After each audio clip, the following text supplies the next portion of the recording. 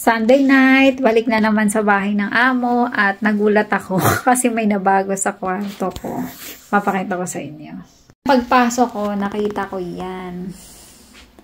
Saan kaya ito galing? Bakit kaya naglagay dyan ng aking amo? O, diba?